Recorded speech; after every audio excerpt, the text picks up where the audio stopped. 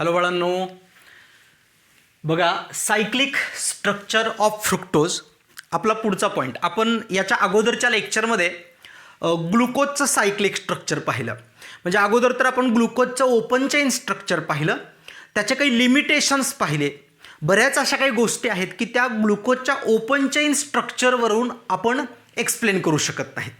त्यासाठी ग्लुकोजचं cyclic structure असू शकतं असं सांगितलं आणि ते सायक्लिक स्ट्रक्चर कसं असतं ते पण आपण पाहिलं. त्याच्यानंतर परत पुन्हा cyclic structure of fructose. Fructose हे सुद्धा सायक्लिक फॉर्ममध्ये प्रेझेंट असतं.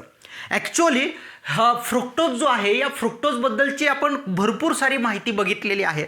तरीसुद्धा जनरली काही एक दोन गोष्टी फ्रुक्टोजच्या त्या म्हणजे अशा की फ्रुक्टोज जे आहे, फ्रुक्टोज ही फ्रूट शुगर आहे. दुसरा मुद्दा आहे फ्रुक्टोज स्वीटेस्ट शुगर आहे, म्हणजे सर्व शुगरमध्ये सर्वात जास्त गोड असणारे शुगर आहे. त्याच्यानंतर सुक्रोज हा फंक्शनल आयसोमर ऑफ ग्लुकोज आहे.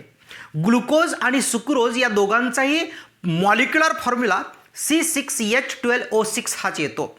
फक्त फरक आहे, ग्लुकोजमध्ये फंक्शनल ग्रुप अल्डिहाइड असतो CHO, तर या फ्रुक्टोजमध्ये फंक्शनल ग्रुप कीटोन असतो. त्याच्यानंतर परत पुन्हा याचा म्हणून त्याला आपण काय म्हणतो की same molecular formula but different functional group. म्हणून फ्रुक्टोज हा ग्लुकोजचा आयसोमर आहे. कसला? ग्लुकोज आणि फ्रुक्टोज एकमेकाचे आयसोमर्स आहेत. कसले? तर they are functional आयसोमर्स of each other. त्याच्यानंतर नॅचरली ऑकरिंग फ्रुक्टोज जे असतं ते नॅचरली ऑकरिंग फ्रुक्टोज हे लिव्हो रोटेटरी असतं. जे निसर्गतः तयार होणारं फ्रुक्टोज असतं त्याच्यातून जर लाईट पास केली आपण, प्लेन पोलराइज्ड लाईट, तर ती लेफ्टला रोटेट होते आणि ते रोटेशन म्हणजे स्पेसिफिक रोटेशन जर बघितलं त्याचं आपण, तर ते -92.4 डिग्री एवढं स्पेसिफिक रोटेशन ह्या फ्रुक्टोजचं असतं आणि ते मायनस आहे म्हणजे अँटी क्लॉकवाईज डायरेक्शनमध्ये होतं. म्हणून फ्रुक्टोज नॅचरली ऑकरिंग फ्रुक्टोज हा लिव्हो रोटेटरी असतो, म्हणून त्याला आपण लेव्हिलोज असं पण म्हणतो. ठीक आहे. फ्रुक्टोजचं स्ट्रक्चर मी इथं काढतो. फ्रुक्टोजमध्ये फॉर्म्युला बघा, मॉलिक्युलर फॉर्म्युला फ्रुक्टोजचा C6H12O6 हा आहे आणि त्याचं स्ट्रक्चर यामध्ये आपण असं बघा CH2OH, देन इथं C डबल बॉन्ड O, परत पुन्हा COH. ठीक आहे. आता मी फिशर प्रोजेक्शन फॉर्म्युला या फ्रुक्टोजचा इथं काढतो. फिशर प्रोजेक्शन फॉर्म्युलाच काढतो. ठीक आहे. आता इथं बघा, इथं OH देन H. आता इथं बघा या ठिकाणी CH2OH, त्याच्यानंतर C डबल बॉन्ड O, इथं H असेल H आणि या ठिकाणी OH असेल. परत इथं OH आणि H, परत एकदा OH आणि H आणि त्याच्यानंतर परत CH2OH. This is the formula structure of the fructose. हे फ्रुक्टोजचं स्ट्रक्चर झालं. आता हे फ्रुक्टोजचं जे स्ट्रक्चर आहे याच्यामध्ये तुम्ही नंबर जर द्यायचा म्हणलं तर हा CO group, ketonic functional group, कुणीकडून जवळ पडतो तिकडून नंबर द्यायचा. 1 2 3 4 5 आणि 6 म्हणजे सेकंड कार्बनवरती कीटॉनिक ग्रुप येतो. सेकंड कार्बनवरती कीटॉनिक ग्रुप असतो आणि ग्लुकोजमध्ये मात्र पहिलाच carbon CHO group, formal group म्हणतो आपण त्याला, अल्डिहाइडिक ग्रुप किंवा फॉर्मिल ग्रुप असं म्हणतो CHO ग्रुपला. तर फ्रुक्टोज आणि ग्लुकोजचा मॉलिक्युलर फॉर्म्युला C6H12O6 सेम आहे, फक्त फंक्शनल ग्रुप वेगळा आणि त्याच्यामुळं ग्लुकोज आणि फ्रुक्टोजला आपण फंक्शनल आयसोमर्स असं म्हणतो. Naturally occurring fructose is a levo rotatory and that's why it is known as levulose. त्याला आपण लेव्हिलोज असं म्हणतो. नॅचरली ऑकरिंग फ्रुक्टोज हे कोणत्या सिरीजमध्ये असतं? D सिरीज का L सिरीज? तर नॅचरली ऑकरिंग फ्रुक्टोज हे D सिरीजमध्ये येतं. That is it belongs to the D series. It belongs to the D series. त्यामुळे नावसुद्धा आपण कसं देतो तर D सिरीज म्हणजे काय? शेवटचा चायरल कार्बन हा दिसतो इथं. किती चायरल कार्बन आहेत फ्रुक्टोजमध्ये? 3. 1 2 3 चायरल कार्बन आहेत. शेवटचा चायरल कार्बन हा आहे, कारण नंबर तुम्ही 1 2 3 4 5 6, तर लास्ट चायरल सेंटर म्हणलं तर हे आलं. त्याचा OH ग्रुप जर उजवीकडे असेल तर ते D सिरीजमध्ये येतं. नॅचरली ऑकरिंग फ्रुक्टोज D सिरीजमध्ये असतं म्हणून. आणि नॅचरली ऑकरिंग फ्रुक्टोज लिव्हो रोटेटरी असतं म्हणून नाव लिहिताना सुद्धा आपण असं लिहिणार आहे D- फ्रुक्टोज याचं नाव लिहिणार D- आणि पुन्हा मायनस फ्रुक्टोज. हे डी म्हणजे हे OH ग्रुप उजवीकडे लास्ट चायरल सेंटरवरचा, मायनस म्हणजे लिव्हो रोटेटरी. लक्षात ठेवा, naturally occurring fructose belong to the D series. It is a levo rotatory, that's why it is called as a levulose, म्हणून त्याला लिव्हिलोज असं म्हणतो. त्याच्यानंतर या फ्रुक्टोजमध्ये जो हा C5 आहे म्हणजे 5 नंबरचा कार्बन आहे, तो 5 नंबरचा कार्बन त्याच्यावर प्रेझेंट असणारा जो OH ग्रुप आहे, this OH group show nucleophilic addition to the CO group at C2 carbon. That is second कार्बनवरतीचा हा जो CO कीटॉनिक ग्रुप आहे याच्याबरोबर हा OH ग्रुप इथं ॲडिशन रिॲक्शन दाखवतो, न्यूक्लिओफिलिक ॲडिशन. कसे दाखवतो तर ह्याच्यातला हा जो लोन पेअर आहे तो लोन पेअर H+ला दिला जातो. म्हणजे हा ऑक्सिजन हा H+ला लोन पेअर देतो. H+ला लोन पेअर दिला की इथला H+ निघून जातो. आता H+ जर निघून गेला तर रिमेनिंग पार्ट काय राहतो ते पाहूयात आपण या ठिकाणी. बघा इथं CH2OH, त्याच्यानंतर परत इथं C डबल बॉन्ड O, याच्यावरती H आला. ठीक आहे, एक लोन पेअर आणि ह्याच्यावर पॉझिटिव्ह चार्ज येईल. हा पॉझिटिव्ह चार्ज बॅलन्स करायला हा डबल बॉन्ड इकडं ट्रान्सफर केला जाईल. त्यामुळं हा डबल बॉन्ड इथला निघेल आणि ह्याचा लोन पेअर बॅलन्स करून टाकला जाईल. पण ह्या कार्बनवरती येणार पॉझिटिव्ह चार्ज. बाकीचा पार्ट बघा आपण लिहून घेऊ. CH2OH, परत पुन्हा इथं H आणि OH, परत इथं OH आणि H आणि परत इथं H आणि इथं एक O, याच्यावरचा हायड्रोजन इथं गेलेला आहे. ठीक आहे, आता काय तर आता हा जो ऑक्सिजन आहे ह्याच्यावरती काय झालेलं आहे, यानं H+ला सोडून दिलं. ह्याच्याकडला हायड्रोजन आणि O आणि H मधला बॉन्ड स्वतःकडे घेतला. मग स्वतःचे 2 इलेक्ट्रॉन तर पेअर होत्याच, पण ह्या बॉन्डमधली एक इलेक्ट्रॉन पेअर पण स्वतःकडे ठेवली. मग ही इलेक्ट्रॉन पेअर तो कुणाला देतोय, ही इलेक्ट्रॉन पेअर जी आहे ही इलेक्ट्रॉन पेअर तो या कार्बनला ट्रान्सफर करतोय, या कार्बनला. त्याच्यामुळे इथं सायक्लिक स्ट्रक्चर तयार होतं. म्हणजेच कुणाच्या इंटरॅक्शन मध्ये तर हे इंटरॅक्शन जे आहे this is the interaction between the OH group of the C5 with the C2 carbon, that is carbonyl group of the C2 carbon.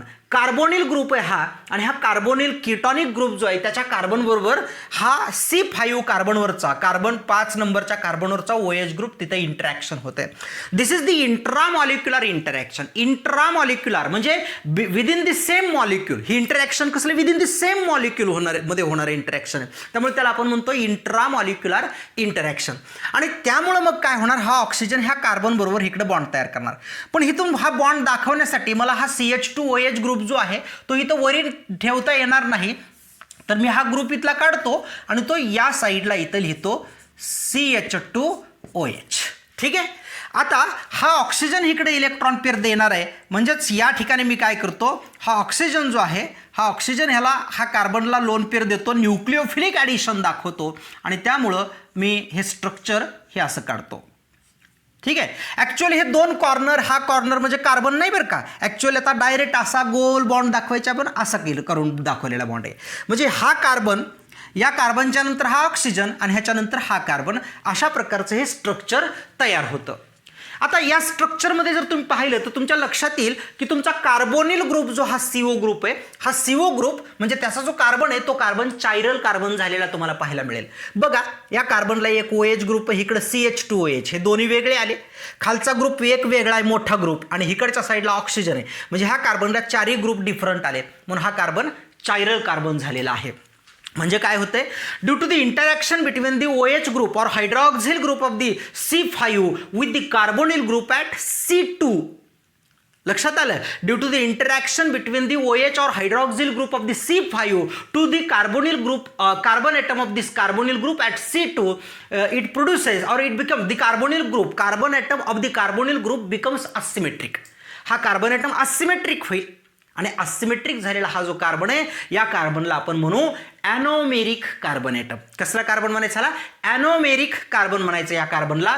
आणि हा ॲनोमेरिक नव्याने तयार झालेला चायरल कार्बन, ॲनोमेरिक कार्बन. आणि आपल्याला माहिती आहे ॲनोमेरिक कार्बनवरती OH ग्रुप जर राईट साईडला असेल, ॲनोमेरिक कार्बनवरती OH ग्रुप जर राईट साईडला असेल तर that is nothing but the alpha isomer, त्याला आपण अल्फा आयसोमर म्हणतो. आणि तोच OH ग्रुप लेफ्ट साईडला असेल तर त्याला आपण बीटा आयसोमर म्हणतो. मग ह्याला नाव लिहित असताना कसं लिहिणार आपण, याचं नाव लिहित असताना बघा अल्फा, त्याच्यानंतर परत डी, ओके, डी सिरीजमध्ये, कारण OH ग्रुप उजवीकडे होता, बरोबर आहे. Alpha D naturally occurring fructose negative, म्हणजे निगेटिव्ह रोटेशन म्हणजे अँटी क्लॉकवाईज डायरेक्शनमध्ये प्लेन पोलराइज लाईटला फिरवतं ते, त्यामुळं निगेटिव्ह. आणि त्याच्यानंतर किती मेंबर्ड रिंग तयार झाली, किती मेंबर्ड रिंग तयार झाली, 1 2 3 4 आणि 5, 5 मेंबर्ड रिंग तयार झाली. ह्या 5 मेंबर्ड हेटेरोसायक्लिक स्ट्रक्चर तयार झालं, 5 मेंबर्ड हेटेरोसायक्लिक स्ट्रक्चर तयार झालं. आणि हे 5 मेंबर्ड हेटेरोसायक्लिक स्ट्रक्चरमध्ये 4 कार्बन ॲटम, 1 2 3 4 कार्बन ॲटम आहेत. हे 2 कार्बन बाहेर आहेत बाजूला, ओके. 4 कार्बन आले तर एक हेटेरो ॲटम आला ऑक्सिजन. आता सिंपल आहे, 4 कार्बन आणि एक हेटेरो ॲटम. बघा, लक्ष द्या, बघा सायक्लिक रिंग किती कार्बन, 4 कार्बन, हे 1 2 3 4 कार्बन आणि एक हेटेरो ॲटम ऑक्सिजन आहे, ऐकलंय. आणि मग हे स्ट्रक्चर जर बघितलं तर हे डबल बॉन्डचा काही संबंध नाही, फक्त त्याच्यासारखं आहे, 4 कार्बन आणि एक हेटेरो ॲटम ऑक्सिजन. तर हे स्ट्रक्चर या सायक्लिक फ्युरान सारखं होतं. ह्या कंपाऊंडला आपण फ्युरान असं म्हणतो, फ्युरान, ओके. मग हा फ्युरान सारखं स्ट्रक्चर तयार झालं आणि म्हणून याला फ्रुक्टोज म्हणायच्या ऐवजी फ्रुक्टोफ्युरॅनोज असं म्हणतो. फ्युरान सारखं होतं म्हणून फ्रुक्टोफ्युरॅनोज. आलं लक्षात, काय हे फ्रुक्टोफ्युरॅनोज. म्हणून ह्याला नाव कसं देतो आपण, तर ह्याला नाव द्यायचं, एक मिनिट, याला नाव द्यायचं alpha D minus fructofuranose, furanose, okay. Alpha D minus fructofuranose. आलं लक्षात. आता त्याच्यानंतर परत पुन्हा इफ यू कन्सिडर, आता पुढं फक्त काय ॲनोमेरिक कार्बनवरचा OH ग्रुप तुम्ही फक्त काय करा, लेफ्ट साईडला लिहा. तर ॲनोमेरिक कार्बनवरचा OH ग्रुप मी इथं लेफ्ट साईडला लिहितो, हे, ओके. आणि ह्याच्यानंतरचं आपण दुसरं बीटा स्ट्रक्चर काढूयात. सिम्पल तेच काढायचं आहे, फक्त तुम्हाला काय करायचं आहे, OH ग्रुप डावीकडे घ्यायचा आहे, CH2OH ग्रुप इकडे उजवीकडे घ्यायचा आहे, हा OH ग्रुप, ठीक आहे. त्याच्यानंतर परत पुन्हा इथं CH2OH, नाव इथं H आणि इकडं OH, त्याच्यानंतर इथं OH आणि इथं H. आणि त्याच्यानंतर परत इथला जो हा कार्बन आहे इथं हायड्रोजन असेल आणि याचा हा ऑक्सिजनच्या साह्यानं हे असे इथं अटॅच असेल. सिम्पल आहे. फरक काय फक्त, तर OH ग्रुप इकडे घेतला फक्त, बाकी आहे बघून लिहिलं मी आहे असं, सिम्पल आहे. मग हा कंपाऊंड कोण आहे, सिम्पल आहे, हेच आहे ते, फक्त काय झाला ॲनोमेरिक कार्बनवरचा OH लेफ्ट साईडला लिहिला की तो बीटा कंपाऊंड आहे. That is this is nothing but the beta. बघा डी सिरीजमध्ये, कारण OH उजवीकडे होता, okay. Beta D negative levo rotatory आहे, beta D negative fructofuranose, okay. Fructofuranose लक्षात आलं काय, alpha D negative fructofuranose, beta D negative fructofuranose. तर हे जे आहे this is nothing but the Fischer projection formula, Fischer projection formula, Fischer projection formula. आता हे फिशर प्रोजेक्शन फॉर्म्युला जो या फिशर प्रोजेक्शन फॉर्म्युला तुमच्या लक्षात आलं, interaction between the C5OH with ketonic group, याच्यामुळं C2 carbon becomes anomeric carbon, that is asymmetric carbon. हा C2 carbon जो कार्बोनिल ग्रुपचा होता तो असिमेट्रिक कार्बन झाला, त्याला आपण ॲनोमेरिक कार्बन असं म्हणतो. आणि हा जो ग्लुकोज आहे ना, नैसर्गिक सापडणारा ग्लुकोज लिव्हो रोटेटरी, ज्याचं स्पेसिफिक रोटेशन जे आहे ते स्पेसिफिक रोटेशन -92.4 डिग्री एवढं स्पेसिफिक रोटेशन असतं त्याचं. लेव्हिलोज म्हणतो आपण त्याला, किंवा फ्रूट शुगर असं म्हणतो, वगैरे वगैरे. सो आता त्याच्यानंतर आपण पाहूयात इथं या फिशर प्रोजेक्शन फॉर्म्युल्याचं आपण हॉर्थ प्रोजेक्शन फॉर्म्युलामध्ये कन्व्हर्ट करू. आता सिंपल फॉर्मॅट आहे की उजव्या साईडला जे ग्रुप येतात ते त्या रिंगच्या डाऊनवर्डला लिहायचे आणि जे लेफ्ट साईडला डाव्या साईडला जे ग्रुप येतात त्या रिंगच्या अपवर्डला लिहायचे. रिंग किती मेंबरची, 5 मेंबरची लक्षात ठेवायचे, त्याच्यातला एक मेंबर ऑक्सिजन आहे, ठीक आहे. आता फ्रुक्टोजचं स्ट्रक्चर डोळ्यासमोर ठेवू आणि आपण हॉर्थ प्रोजेक्शन फॉर्म्युला इथं लिहू.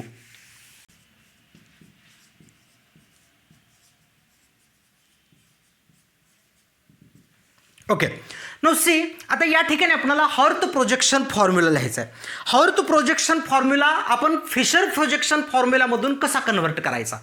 तर फिशर प्रोजेक्शन फॉर्म्युलामध्ये जे जे ग्रुप उजवीकडे आहेत राईट साईडला आहेत ते खालच्या साईडला लिहायचे आणि जे जे ग्रुप लेफ्ट साईडला आहेत ते वर लिहायचे आहेत आपल्याला. ठीक आहे. आता या ठिकाणी मी काय करतो, एक वेळेस इथं फिशर प्रोजेक्शन फॉर्म्युला हवं तर काढून घेतो आणि फिशर प्रोजेक्शन फॉर्म्युला किंवा या ठिकाणी आपण फ्रुक्टोजचं स्ट्रक्चर इथं काढूया डायरेक्ट. बघा CH2OH then C double bond O इथं H आणि OH परत OH H OH H CH2OH. Okay. तर हे जे आहे दिस इज दी फ्रुक्टोज, हे फ्रुक्टोजचं स्ट्रक्चर झालं. हा झाला फ्रुक्टोजचा फिशर प्रोजेक्शन फॉर्म्युला. याच्यामधून आपल्याला हर्थ प्रोजेक्शन फॉर्म्युला कसा कन्व्हर्ट करायचा आहे. आता काय करायचं, किती मेंबरची रिंग तयार होणार आहे, 5 मेंबरची. मग त्यामुळे आता लक्षात ठेवायचं 5 मेंबरच्या रिंगचा विचार करूनच स्ट्रक्चर काढायचं आहे आपल्याला. मग 5 मेंबरचा विचार करूनच मी इथं स्ट्रक्चर इथं रिप्रेझेंट करतो. आणि या ठिकाणी बघा इथं हा जो ग्रुप आहे हा इथं C डबल बॉन्ड O हा इथं 2 नंबरचा कार्बन, याला CH2OH आहे तो इकडं बाजूला दाखवतो मी CH2OH. ठीक आहे. हा कारण हा रिंगमधला पार्ट नाही, रिंगमध्ये हा कार्बन येतो, इथून नंबर चालू होतो रिंगचा. ओके. मग त्याच्यानंतर हा पुढचा कार्बन बघायचा. पुढचा कार्बन जर बघितला तर उजव्या साईडला हायड्रोजन आहे, खाली लिहायचा हायड्रोजन, डावीकडे OH वर लिहायचा OH. इथं उजवीकडे OH आहे, खाली OH लिहायचा, डावीकडे H आहे, वर लिहायचा H. त्याच्यानंतर इथं उजवीकडे OH आहे, खाली लिहायचा, डावीकडे H आहे, वर लिहायचा. ठीक आहे. त्याच्यानंतर परत पुढे काय आहे इथं, तर या ठिकाणी इथं CH2OH असा ग्रुप आहे. ठीक आहे. आता या ठिकाणी काय करायचं आहे आपल्याला, CH2OH असा ग्रुप आहे, फक्त जस्ट काय करायचं आहे तर in presence of H plus हा ऑक्सिजन जो आहे तो ऑक्सिजन, हा जो ऑक्सिजन आहे हा ऑक्सिजन H प्लसला इलेक्ट्रॉन पेअर देतो. आता या ऑक्सिजननं जर H प्लसला इलेक्ट्रॉन पेअर दिला तर H प्लसला इलेक्ट्रॉन पेअर दिल्यानंतर काय करणार आहे, या ठिकाणी ऑक्सिजन OH ग्रुप करणार आहे तयार. मग आता ह्याच्यामुळे काय होणार आहे बघा, अगोदर आणखीन महत्त्वाचा पॉईंट इथं असा आहे की तुमचा CH2OH ग्रुप जो आहे ॲडजस्टमेंटसाठी आपल्याला फक्त फिरवायचं आहे. OH ग्रुप तिथे घ्यायचा आहे, CH2 ग्रुप इकडे घ्यायचा आणि हायड्रोजन खाली घ्यायचं आहे. इथले फक्त ग्लुकोजचं स्ट्रक्चर काढताना पण केलं होतं आपण. मग आता या ठिकाणी मी काय करतो, इथं स्ट्रक्चर बघा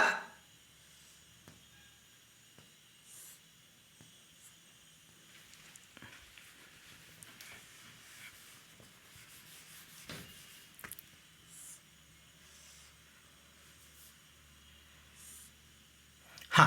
आता इथं आपल्याला काय करायचं आहे, इथं OH ग्रुप घ्यायचा आहे, वरच्या इथं CH2OH इथं लिहायचं आहे आणि H इथं, हे असे फिरवायचे फक्त. CH2OH इथं घ्यायचा, H इथं घ्यायचा आणि OH इथं घ्यायचा. ठीक आहे. बाकीचं जसं आहे तसं लिहून काढू. इथं OH इथं H, त्याच्यानंतर परत इथं H असेल, हा OH असेल. ठीक आहे. आणि त्याच्यानंतर परत हा जो पार्ट असेल ह्या ऑक्सिजननं हायड्रोजनला इलेक्ट्रॉन पेअर दिल्यामुळं हा या ठिकाणी हा कार्बनचा इलेक्ट्रॉन पेअर जो आहे तो इलेक्ट्रॉन पेअर हा ऑक्सिजन ओढून घेईल, कारण एक लोन पेअर जर इथं दिला तर इथला एक बॉन्ड स्वतःकडे ओढून घेणार आहे. त्याचा परिणाम असा होणार, इथं OH तयार होणार, इथं खाली CH2OH तयार होणार. ठीक आहे. CH2OH तयार होणार.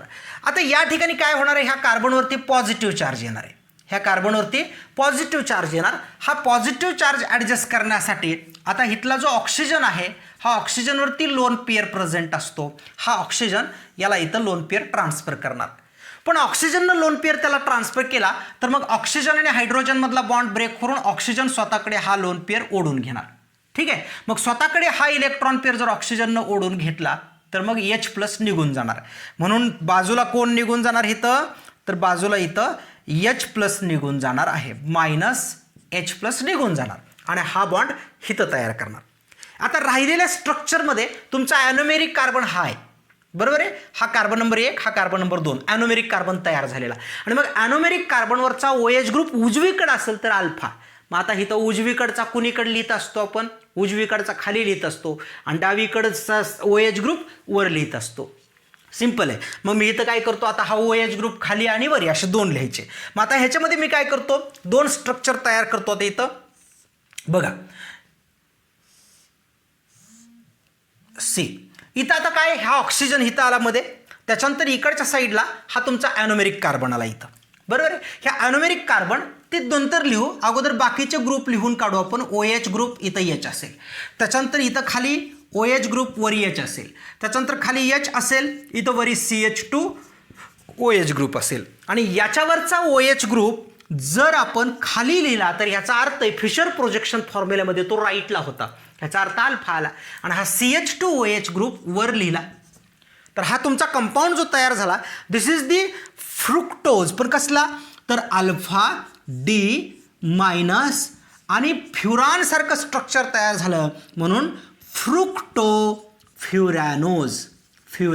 फ्रुक्टोफ्युरॅनोज हा एक झाला. आणि त्याच्यानंतर बघा, त्याच्यानंतर काय, हे एक झालं. आणि त्याच्यानंतर परत बीटा. आता फक्त बीटामध्ये काय करायचं, हा OH ग्रुप वर घ्यायचा आणि CH2OH फक्त खाली लिहायचा, बाकी जसं आहे तसं बघून लिहायचं. बघा स्ट्रक्चर सिंपल आहे, एकदम सिंपल. कसं तर ओके, आता वर OH ग्रुप लिहायचा आहे आणि CH2OH खाली लिहायचं आहे, सिंपल आहे. हे वर लिहिलं की हा बीटा झाला. आता त्याच्यानंतर बाकीच्या मध्ये काही फरक करायचा नाही, इथं H घ्या, इथं OH घ्या, इथं OH घ्या, इथं H घ्या, त्याच्यानंतर परत इथं H आहे आणि इथं CH2OH आहे, ठीक आहे. आणि मग हा कंपाऊंड जो आहे, this is nothing but the beta D minus फ्रुक्टोफ्युरॅनोज.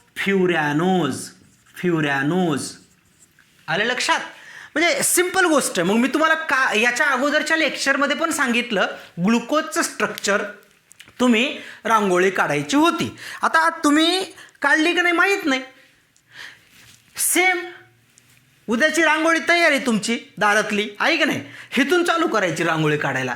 या ठिकाणी हे असं काढलं, कुणाला वाटलं अरे किती छान सुंदर रांगोळी काढली, आपली प्रॅक्टिस बी होऊन जाईल, रांगोळी बी निघून जाईल, आहे की नाही.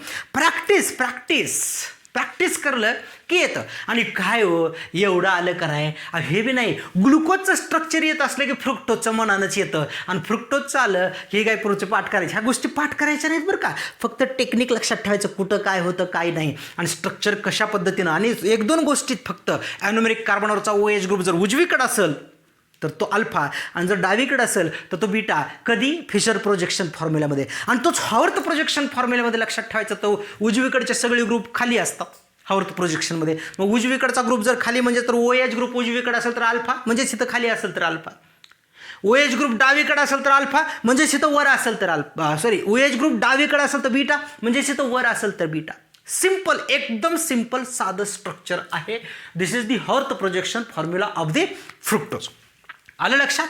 आता त्याच्यानंतर परत आपण पाहूयात की reducing properties of the glucose. आता ग्लुकोजच्या रिड्युसिंग प्रॉपर्टीज, ग्लुकोजमध्ये पोटेन्शियल अल्डिहायडिक ग्रुप आहे आणि त्या ठिकाणी तो अल्डिहायडिक ग्रुप जो आहे, तो अल्डिहायडिक ग्रुप प्रेझेंट असल्यामुळे ग्लुकोज रिड्युसिंग प्रॉपर्टी दाखवतो. एवढंच नाही तर तुमचा फ्रुक्टोज जो आहे तो फ्रुक्टोज सुद्धा रिड्युसिंग प्रॉपर्टी दाखवतो. That is glucose fructose can reduce the Tollens reagent, Fehling solution यांचं रिडक्शन ग्लुकोज आणि फ्रुक्टोज दोघं पण करतात.